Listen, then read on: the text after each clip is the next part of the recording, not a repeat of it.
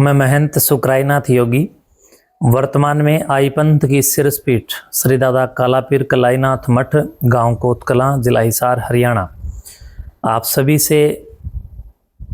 सब के mobile screen पर उपस्थित होकर के अपना परिचय दे रहा हूं। आप सब मुझे जो देख पा रहे हैं, मैं आप सबका हृदय से अभिनंदन करता हूं और आप मेरे लिए इतना जो समय निकाल रहे हैं इसके लिए मैं आपको बधाई देता हूं।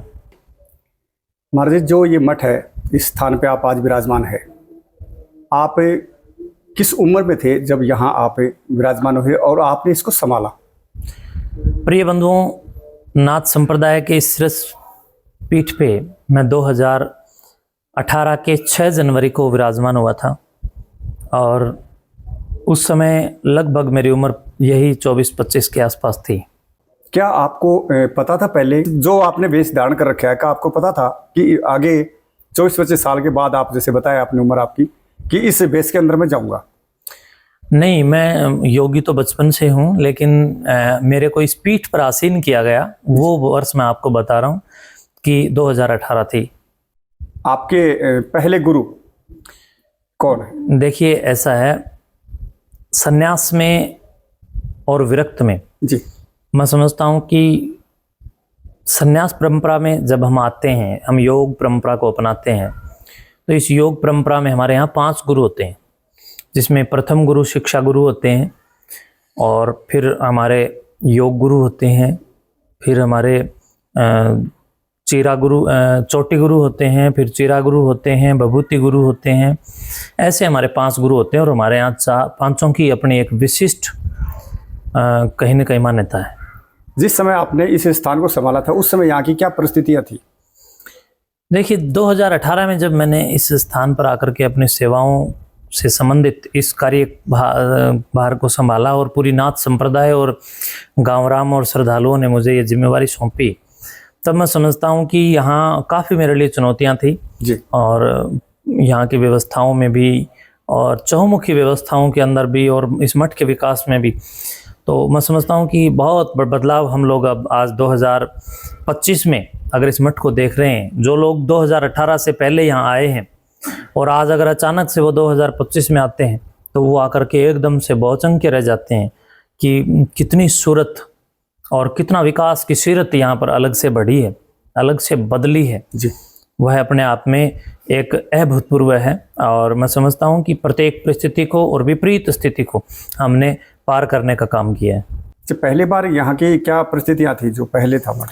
देखिए, यहाँ जब मैं शुरू में आया तो मैंने देखा कि यहाँ जो सती माता दिव्य तीर्थ स्थल मठ के गेट के सामने है, उस तीर्थ स्थल पर गांव का एक गंदा पानी का जोड़ था, डाला वाला जोड़। उस कुछ चालाक लोगों ने उस जोड़ का, गंदे नाले का जो पानी था, वो उस सती के तीर्थ में, दिव्य तीर्थ में जिसमें लोग पूजन करते हैं, उसमें डाल रखा था और उसके चारों ओर की जमीन पर लोगों के अवैध कब्जे, उनकी भैंसों को विश्राम के लिए उन लोगों ने कर रखे थे और बहुत वहाँ पर खड्डे थे, कहीं समतल भूमि थी, कहीं कीचड़ था, तो उनमें भैंस लेटी रहती थी। लोग मठ भूमि को दुरुपयोग कहीं न कहीं करने का काम कर रहे थे।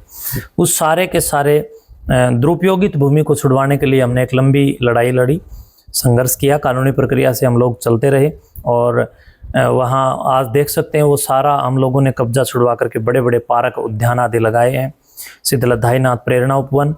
और मैं समझता हूँ कि मठ के निर्माण में भी काफ़ी मुझे आवश्यकता, मैं समझ रहा हूँ कि थी कि मैं इसको और ज़्यादा बढ़ाऊँ, तो उस निर्माण को भी हम लोगों ने बहुत ज़्यादा बड़े स्तर पर बढ़ाया है। और निर्माण के साथ साथ बच्चों को खेलने के लिए कोई जगह नहीं थी, तो एक स्टेडियम का निर्माण भी हम लोगों ने किया है। वो अपने मठ के अंडर में आता है? हाँ, मठ के अंडर में आता है, मठ की भूमि पर है और मठ की तरफ से ही किया गया है। उसमें कुछ श्रद्धालुओं ने सहयोग भी किया है 10-15 लाख रुपए का, वो भी हम लोगों ने उनसे ऑटोमेटिक, उन्होंने अपनी मर्जी से दिया, तो वो सार्वजनिक घोषणा के साथ हमने उसमें लगाया। जी, हमने सुना था कि पिछले समय कुछ दिन पहले यहाँ पे कुछ बड़ा विशाल प्रोग्राम हुआ था, उस प्रोग्राम के बारे में हम पूछना चाहेंगे, किस प्रकार का प्रोग्राम रखा गया? 24, 25 और 26 फरवरी 2025 को महायोगी दादा कलाईनाथ कालापीर जी महाराज जैसी दिव्य शक्ति के स्मृति में हम लोगों ने प्रतिवर्ष एक कार्यक्रम करने का जो विचार हम लोग रखते हैं और प्रतिवर्ष एक बहुत विशालकाय मेला हम लोग जो करते हैं, वही मेला कार्यक्रम हम लोगों ने अब की बार 24, 25 और 26 फरवरी के दिन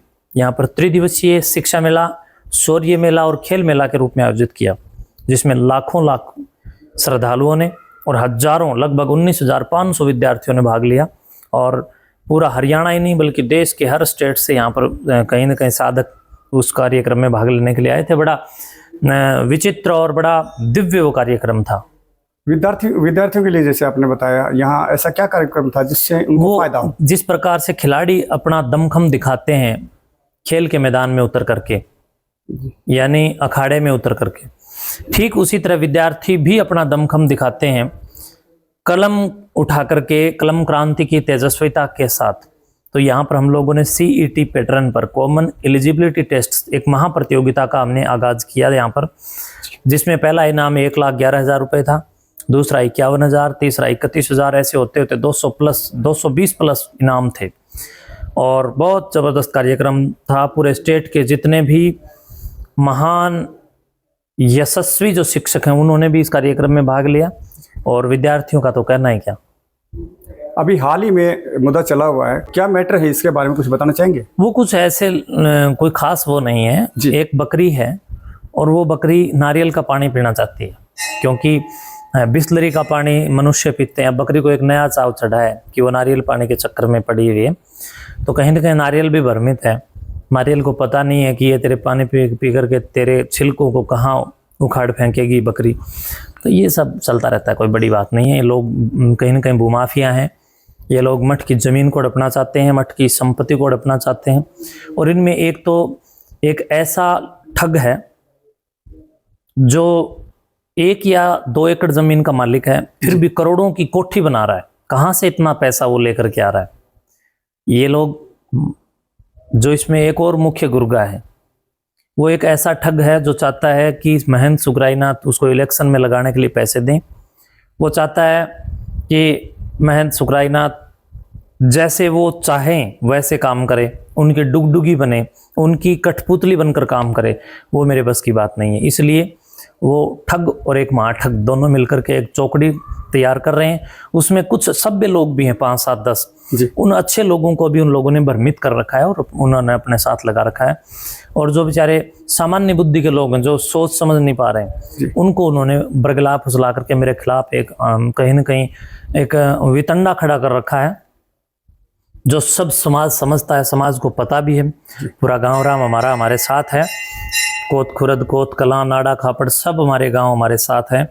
बस ये 2 ठग और माठग की एक जोड़ी बन चुकी है। और दोनों ही कहीं ना कहीं, एक तो ज़मीन का बहुत पुराना लुटेरा है, जिसने अपने नाना जी की ज़मीन भी बेची, फिर उसने अपने और रिश्तेदारों की बेची, फिर अपनी बेची, और अब अपने भाइयों की और गाँव की छोरियों की ज़मीन को भी वो नहीं छोड़ता है। वो भी उसने सस्ते दामों पर गाँव की एक बहन की ज़मीन भी उसने ठगने का काम किया।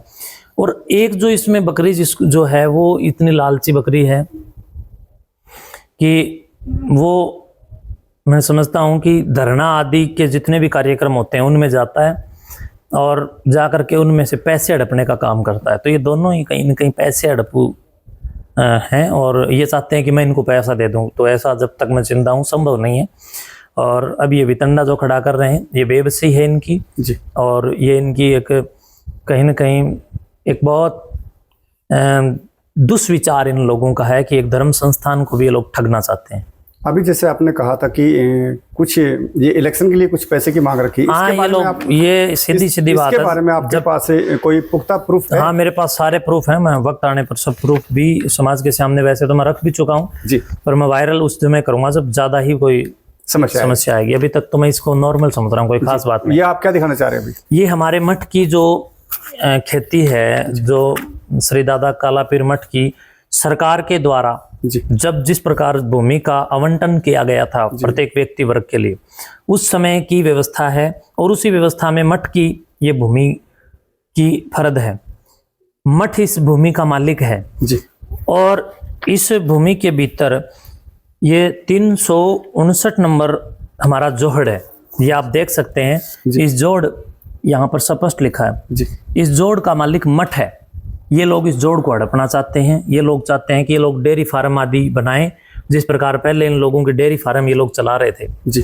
तो फिर वहाँ उस पूरे के पूरे तालाब में अपनी 200 के आसपास जो भी भैंस थी उस जोड़ में नहलाते थे। और जोड़ के पास में ही मठ की भूमि पर बड़े बड़े म्यांद जो गोबर की थी वो इन लोगों ने बनाकर कब्जे किए हुए थे। खुंटे गाड़ करके मठ की भूमि पर कब्जे इन्होंने अवैध किए हुए थे, इन्हीं के साथ लगे हुए लोगों ने। और कुछ इन्हीं के परिवारजन हैं जिन्होंने मठ के चारों ओर पड़ोस में खेत लगने के कारण इन लोगों ने, किसी ने 1 एकड़, किसी ने 2 एकड़, किसी ने आधा एकड़, किसी ने 1 डबड़ा, 2 डबड़ा, 3 डबड़ा, जिससे जितनी बन पड़ी दबा करके इन लोगों ने अवैध कब्जे किए हुए थे। अब हमने वो नियमानुसार छुड़वा ली, तब भी इन लोगों को दर्द है। ये गैंग है जिसका मकसद केवल और केवल हड़प करना है, चाहे वो मठ की जमीन हो, चाहे वो सामान्य जन की जमीनें हो। और गांव के जितने जोहड़ और तालाब हैं, इन लोगों ने उन सब जोड़ों के ऊपर कब्जे करके अवैध रूप से उन जोड़ों की जमीन पर फसल आदि बो करके उनको खाने का काम किया है। और मठ पर भी इन लोगों ने अपनी अब गिद्ध दृष्टि डाली, तो मैंने उस गिद्ध दृष्टि के ऊपर नकेल कस दी। ये दर्द है इनको। जो मठ है जिसे जो बना हुआ है, इसके अंडर में कितनी जमीन आती है? यहाँ नज़दीक में है लगभग 250 एकड़ जमीन नज़दीक में है, बाकी थोड़ी आगे भी है, लेकिन जो नज़दीक में है काफ़ी ज़मीन है, मतलब लगभग बोल रहा हूँ मैं जी। तो उस ज़मीन के जो पड़ोस में कितने खेत लगते हैं, उनमें से कोई 1-2 व्यक्ति ही ईमानदार निकला, बाकी सब ने ज़मीन दबाई हुई थी। और यहाँ तक कि सरकारी ज़मीन में भी लगभग 2 एकड़ या 1.5 एकड़ ज़मीन इन लोगों ने दबा रखी थी, और अपने चहेतों को वो ज़मीन ठेके पर इन लोगों ने दे रखी थी।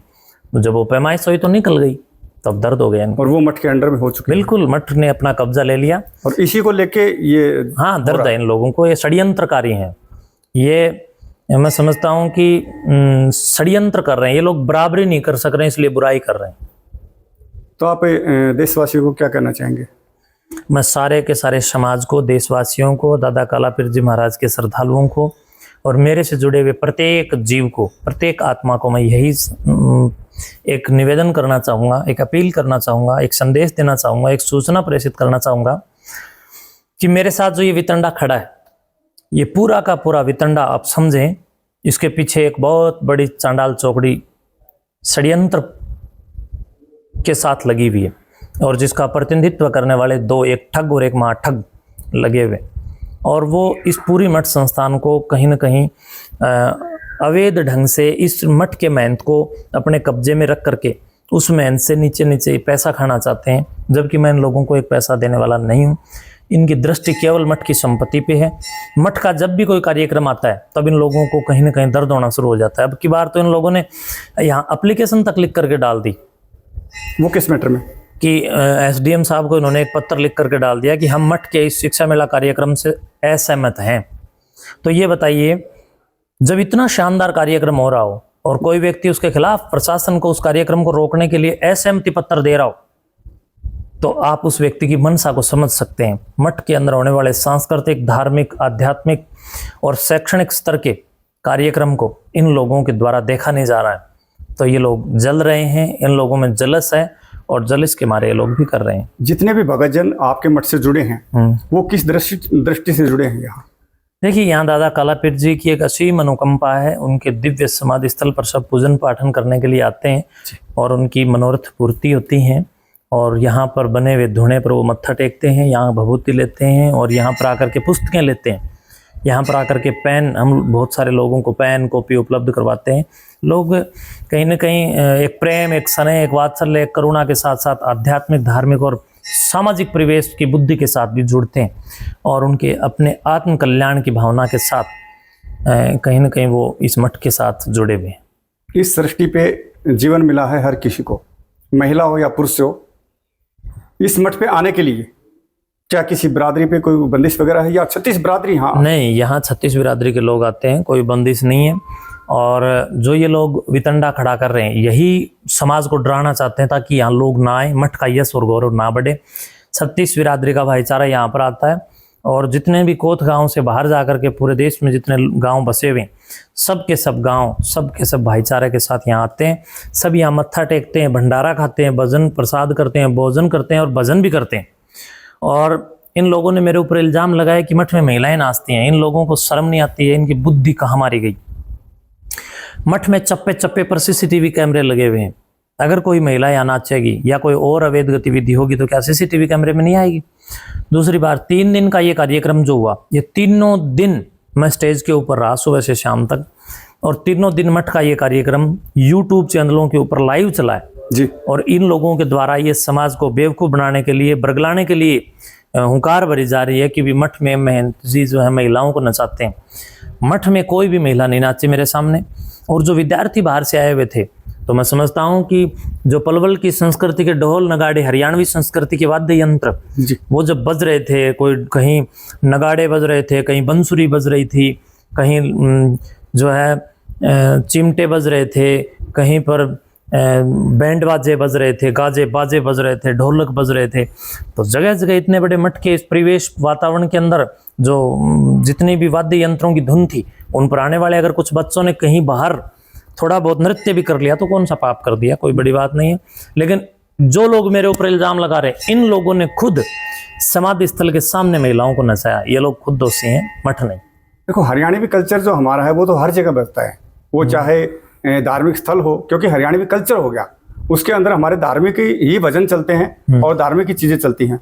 और जैसे अभी आवाज़ उठाई आपने, बताया कि ये कहते हैं कि यहाँ पे सॉन्ग बजे हैं, तो सॉन्ग तो बजे नहीं, आप भी बताएं। नहीं, ये यहाँ पर तो दादा काला पीर के भजन बजते हैं, गुरु गोरक्षनाथ जी के भजन बजते हैं, या सिद्धमस्तनाथ जी के भजन बजते हैं, या फिर सिद्धों, नाथों, यशस्वी संतों और महापुरुषों की वाणियाँ और उनसे संबंधित उनके जीवन चरित्र की सुगंध को, सुगंधित वातावरण को बनाने के लिए वो भजन बजाए जाते हैं, जिन पर जो श्रद्धालु हैं वो कहीं ना कहीं प्रेरणा प्राप्त करते हैं। जी, आपकी संस्था महेंद्रगढ़ में कार्य कर रही है? हाँ बिल्कुल, हमारे आई पंथ की महेंद्रगढ़ के अंदर नावा गांव में हमारी उपशाखा है, और वहाँ सिद्ध समताई नाथ जी महाराज का समाधि स्थल है, और अन्य 7-8 सिद्धों की अनन्य समाधियाँ हैं, और बहुत पुरातन वो मठ है। और उसके साथ साथ नावा गांव में 12वीं तक लड़कियों की स्कूल है हमारी, वहाँ पर महंत श्री डॉक्टर चिताई नाथ जी महाराज जी के द्वारा बनाई हुई है। और इसके साथ साथ हमारी वहाँ गौशाला है जिसमें लगभग 1300 प्लस गायें हैं। और वहीं पत्थरवा गांव में सिद्ध चंद्राई नाथ जी महाराज के द्वारा जो तपोस्थली तप करके बनाई गई थी, वहाँ पर बहुत शानदार योगी बसनाई नाथ जी मेरे अनुज वहाँ पर रहते हैं, और वो वहाँ पर महंत हैं। बहुत वो संस्थाएं फल फूल रही हैं, बिल्कुल पूरे देश में आई पंथ की बहुत सारी उपशाखाएं फल फूल रही हैं। मेन उद्देश्य क्या है मठ का, अपने मठ का? धर्म जागरण करना, गुरु गोरक्षनाथ जी महाराज की गोरक्षवाणी का प्रचार प्रसार करना, समाज में फैलती हुई सामाजिक कुरीतियों के प्रति लोगों को जागरूक करना। और हमारा मेन उद्देश्य ये है कि समाज में जो नशाखोरी है वो जड़मूल से नष्ट हो, अंधविश्वास जैसी सामाजिक कुरीति का बहिष्कार हो, और समाज का हर तबका जागरूक होकर के सामाजिक कुरीतियों के विरुद्ध एक जन चेतना के लिए आह्वान करे, और नवीन ऊर्जाओं को आगे बढ़ने और बढ़ाने के लिए काम करने वाला हो, और समृद्धि की उपासना करने वाला हो। प्रत्येक व्यक्ति सात्विक दृष्टि से नशा मुक्त होकर के मांसाहार से भी दूर हो, शाकाहारी बने, इसके लिए हम लोग प्रचार कर रहे हैं। आखिरी क्वेश्चन, देश के युवा और देश की बहन बेटियां, इनको आप क्या संदेश देना चाहेंगे? मैं सबको यही संदेश देना चाहूँगा कि आज तो तुम लोगों ने मिलकर के चंद्रयान 3 लॉन्च किया है। आने वाले समय के अंदर चंद्रयान 4, 5, 6, 8, 9, 10 तक ऊपर तक जाते जाते आप अनन्य पूरे के पूरे ग्रहों की जानकारियां जुटाने के लिए जिस प्रकार नासा लगा हुआ है, उसी प्रकार भारत की ओर से इसरो लगा हुआ है।